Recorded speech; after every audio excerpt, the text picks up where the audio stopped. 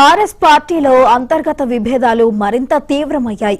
తెలంగాణ జాగృతి అధ్యక్షురాలు కవిత సంచలన ఆరోపణలు చేశారు. హరీష్ రావు, సంతోష్ కుమార్లతో పాటు బీఆర్ఎస్ సోషల్ మీడియా తనపై దాడి చేస్తోందని ఆమె విమర్శించారు. బీఆర్ఎస్ లో అందరూ తనపై ఇబ్బందులు పెట్టారని తెలంగాణ ప్రజలు భావిస్తున్నారని కవిత పేర్కొన్నారు.